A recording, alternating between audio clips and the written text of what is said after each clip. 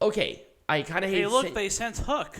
Yes, I think he got one of the biggest pops of the night, and he just Hook is actually not bad. He's actually pretty good. His selling needs some work. I said he's not bad. I didn't say he was good. I said he was not bad. I know. Here's the thing. It was a fine match to put in the pre-draw. It was a fun. It was a fun match. The buy-in. It wasn't. Call it. It didn't have to be overly good. It didn't have to be bad. It was a fun match with a rivalry in it. QT Marshall made him look like $1 million, and at least there was somewhere where we can see Hook in his selling. He's not the best at it. I feel like maybe he would have been a little bit better if they kind of waited a little bit more, but he's obviously popular. I'm going to give it an Orange Cassidy thumbs up. Oh, you are? Orange Cassidy thumbs up on it? Mm. Okay. And it was a red rum for him to win. I would agree with you. Orange Cassidy thumbs up. Yep. I liked it more than I hated it. Let's put it that way. Yeah, we'll make this majestic again. It's not that hard. Whoa.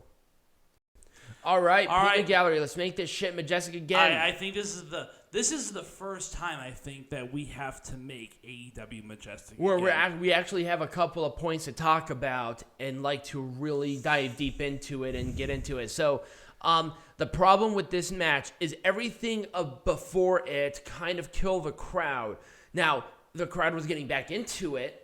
Let me give you a little bit of context as to where I'm coming in from. So I've watched AEW for a couple of years now, and after a certain point in time, you kind of have an idea as to how these matches work. Like you have an idea of like how certain matches are going to go based on what's been happening, right?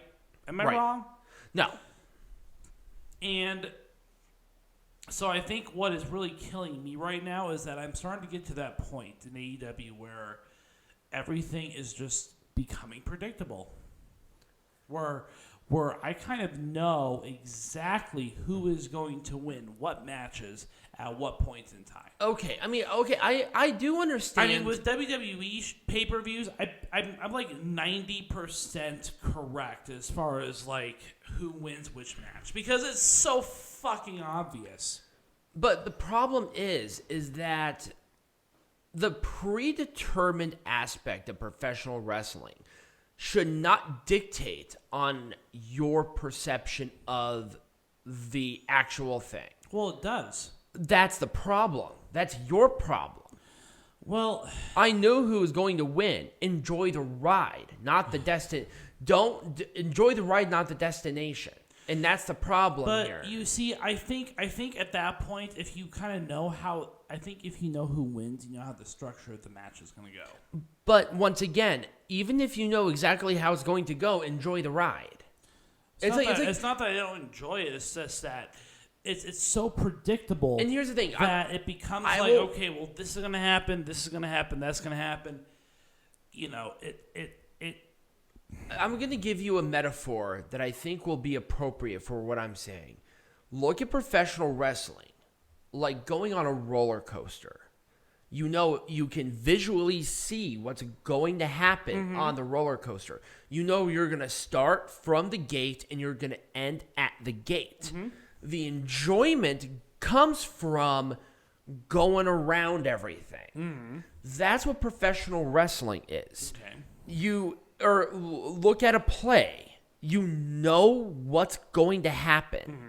You know how it's going to end. Enjoy the ride.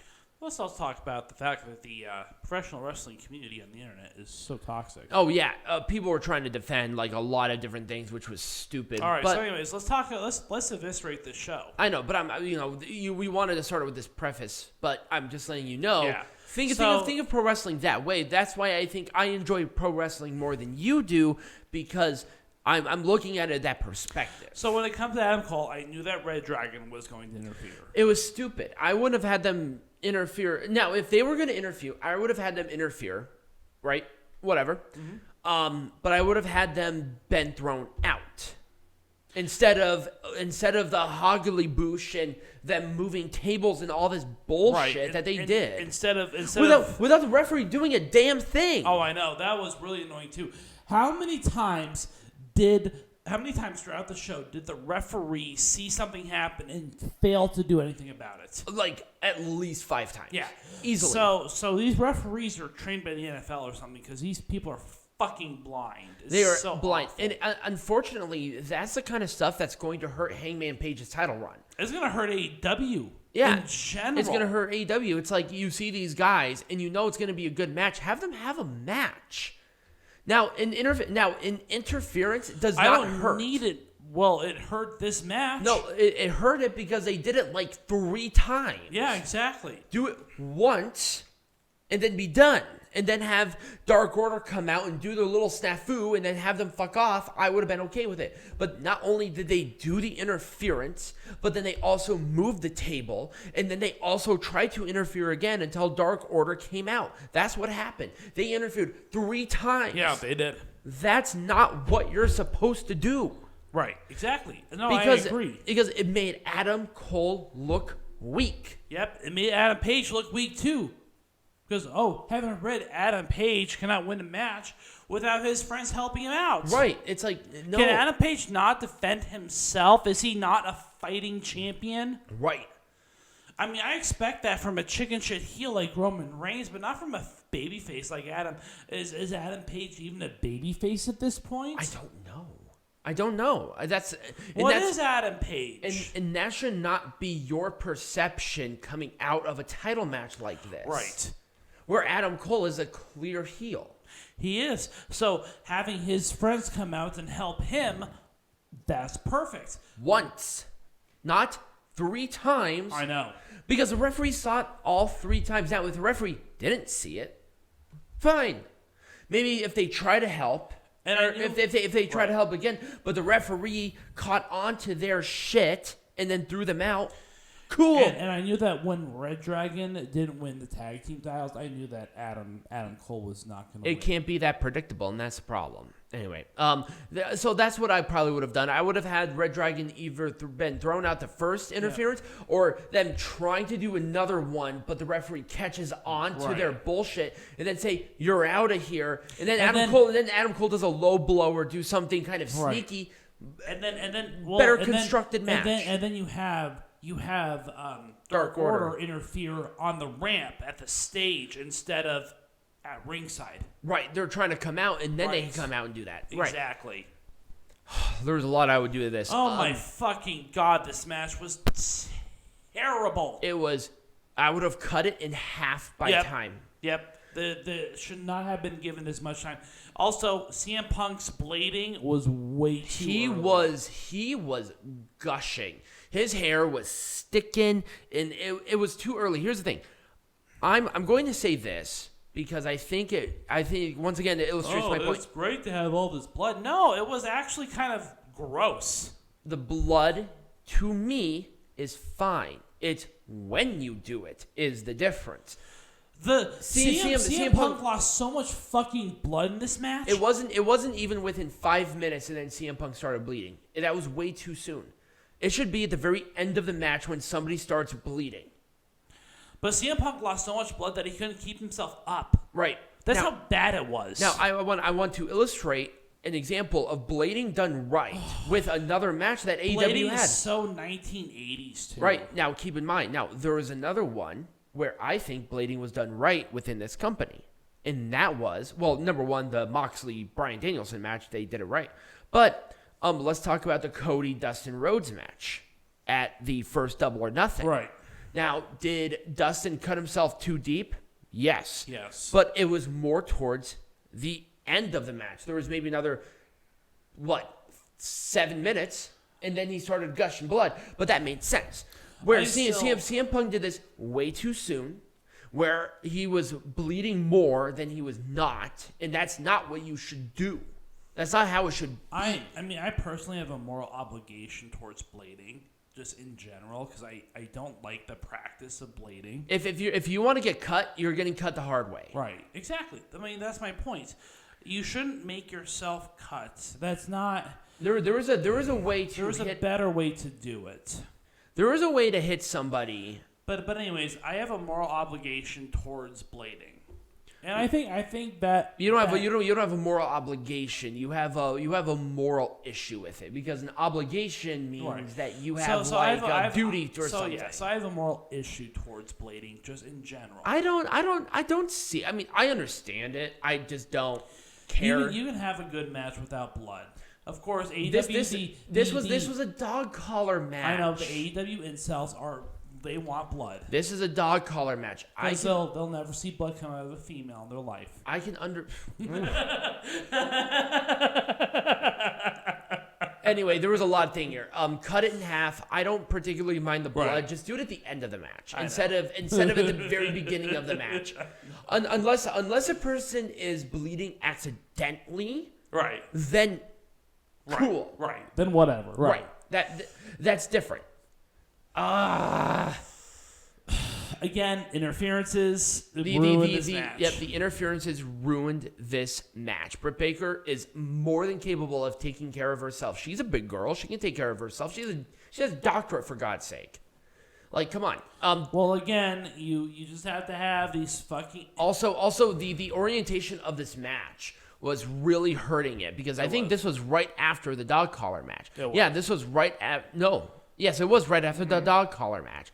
So it just really hurt because of the orientation of the matches. Yeah, so this was kind of the sleeper. This was the sleeper. Yep, this was in that a title match should not be a sleeper match. No, it should not.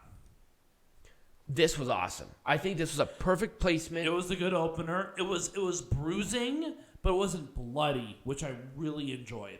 So because these two definitely had like a blood rivalry. They were like in each other's faces. Mm-hmm. They explained it really well. But they didn't have to bleed in order to tell the story. Now they bruise each other up. Like they're feeling that tomorrow, especially Eddie Kingston. He had a huge bruise on his eye. Now, of course, we got to talk about the fact that there were some pretty dangerous spots in this match too.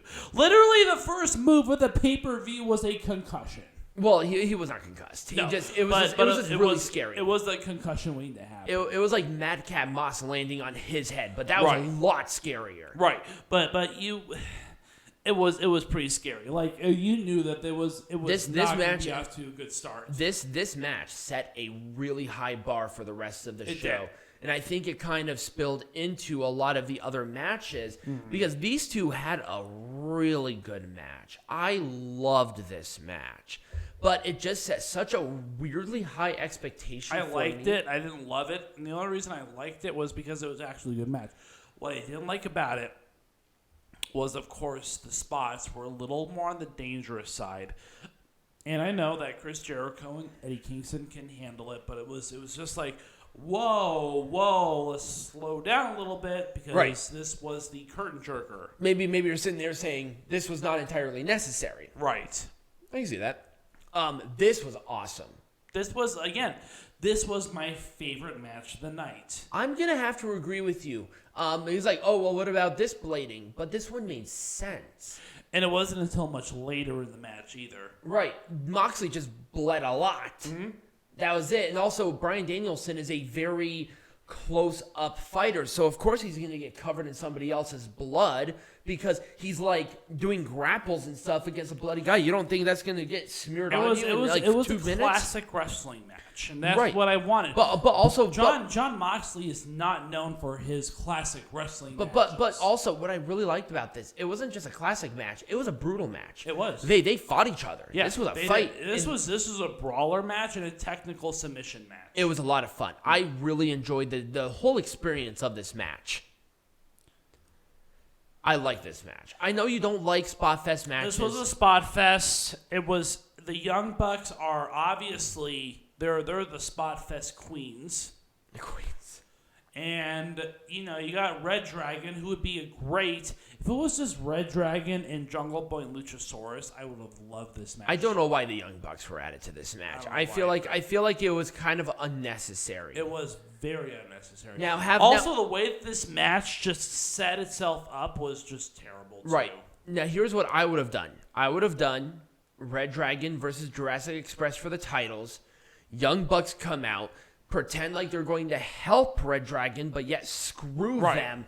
Then have the Young Bucks reDRagon match at Double or Nothing. Because we all know what the real rivalry is. The real rivalry has nothing to do with Jungle Boy and Luchasaurus. And that's not where it should be, because once again, this is a title match. The titles should be the main focus. But they were not, and that's a bad thing. I mean, Jungle Boy and Luchasaurus were just there. And, I feel like they were just there. Right. And the real rivalry was reDRagon Young Bucks. And also the Jurassic Express shined in this match. I thought they did the best of it. They did, but it was distracting to have the rivalry between the Young Bucks and reDRagon take place at the same time. I can agree with that. Because it took away from Jungle Boy and Luchasaurus. I can agree. I can 100% agree with that. 100%. Jungle Boy and Luchasaurus should have had their own match with somebody else. Yep. This should have been on the pre-show. I don't know why this wasn't. Absolutely. This should have been on the pre-show. Or have Sammy Guevara defend the title against somebody. But this was... Well, here's the thing about this match. It was just like a sleeper before the main event. Right. I mean, that legitimately what it was. I just don't like sleepers. It's just like, it doesn't make any sense to me. It's like trios, whatever. It was so random. When in the hell was a tornado trios a no disqualification? I've never heard that. Well, it's a tornado tag match. It's a tornado tag match, but that doesn't mean pillar and plunder. It's still one team against another team. There's nothing there about no disqualifications. But that's a tornado match. There are no disqualifications in tornado matches. I've never seen that. You've never seen it again. Not that I'm personally aware of. So tornado matches do not have disqualifications because it's every man. It's just one team against the other team. There's no rules. Okay. Again, I understand the premise of the match, but here's another thing I want to talk about really quick too. While we're here, is I felt like the promos or the packages for a lot of these matches were not very well thought out. No, I don't think so either. I 100% agree with you. If there's one thing that I can compliment the WWE on, is that they do a very good job presenting a package for a match. AEW used to be really good, but they're getting a little sloppy with it. For some reason, this particular pay-per-views packages for matches was weak. It was so bad. I can agree with that. I 100% agree with that. So the reason I want to bring it up now is because I didn't see the reason for this match. Now, are Darby Allin and Sting like the enemies of the Hardy Andrade family office? Yes. Why are Andrade and Matt Hardy working together now? Like what's the arc? So the arc right now is that the Hardy family office have a working relationship with Andrade, which is why it's now AHFO, because they had the working relationship. Mm-hmm. Darby Allin and Andrade have been having a rivalry, and with Sammy Guevara involved in some way, shape, or form. I kind of wish they talked about the rivalry or the tension between Guevara and Darby Allin more. And also, why were Isaiah Cassidy and Sammy Guevara, who's a champion, why are they taking a backseat? And why is Andrade Alidolo not with House of Black? Like, has he ever been part of House of Black? No. Oh, he's never been House of Black. Well, no, he was tagging with them when they were in that rivalry, but he was never officially a member of the House of Black. Well, see, and that's not a thing, is that I want to know what the arc is like now. They put them together because there was the tie-in between Queen Zelina, because that was the talk of the town at that time. But like the point being is that I wanted a little bit more information. Right. Of a novice who's watching this show. I almost expected more information. I was surprised there were 3 matches in the pre-show. Right. And that kind of sucked, actually. Once again, this match should have been in the pre-show. Or it shouldn't have existed at all, because they had maybe, 2 weeks of promo on this? Ty Conti and Jade Cargill are not ready to carry a match. No. Neither one of them are. Not in a single bit. At least Jade Cargill has the excuse of being inexperienced. Ty Conti's been doing this for, to my knowledge, at the very least, more than 5 years. She should have known this. But yet, she was having a struggle on carrying this match. And I don't think it was Jade's fault. I think a lot of this was Ty's fault. Mm-hmm. It was a sloppy match. It was a very sloppy match. It made no sense. Why are they facing each other out of fucking nowhere? Right. Where, like, what the fuck? It just doesn't make any sense. I would have either had this on the pre-show or had it 0. Not at all. Now, this should have been on the main show. It should have been, yes, absolutely. I would have replaced the Hardy Family Office match with this match because this match, at least, has a rivalry that you kind of understood. I understood it, yeah. I know there's a rivalry with the Death Triangle and with the House of Black. Right. I understand that there is something going on. And with Phoenix injured right now, I think Erick Redbeard. Erick Redbeard, which would have just, yeah. I think this should have been. They should have waited until right. Revolution to right. say, hey, it's Erick Redbeard, right. the surprise person. That would have been cool. And I think that would have been a big pop on a show like this. And they actually did have a pretty okay match. I really enjoyed it. And they definitely wrestled a pay-per-view match on a pre-show. Again, the match went too long. Yep. It should have been cut at least by 10 minutes. It should have been cut by 10 minutes, and it should have been on the regular show. The reason why it was on here, I will never know.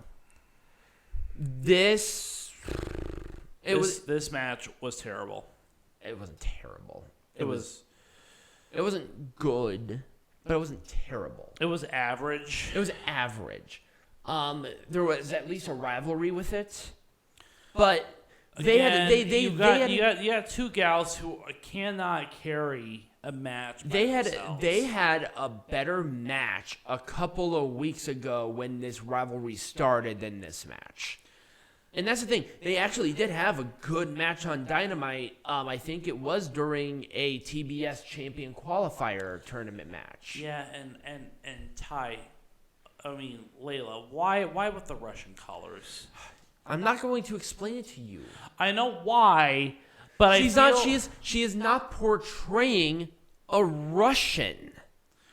But the point is that you should be wary about wearing Russian colors because of the association with the fact that there's a legitimate invasion going on. Now, if she was like fucking Nikolai Volkov and being a Russian sympathizer, I can understand that. I didn't see a whole lot of complaining on social media about her gear. You know why? Because she's not trying to portray a Russian. I understand. She's just Russian. I understand. But the colors, though... With Masha Slamovich as an example, she's portraying a Russian. Mm-hmm. But Leyla Hirsch is not. Right. She's just a wrestler who happens to be Russian. But I kind of would have put off the colors for at least a while. Maybe do like all black gear or something. Right, exactly. Because she's a heel already. Right.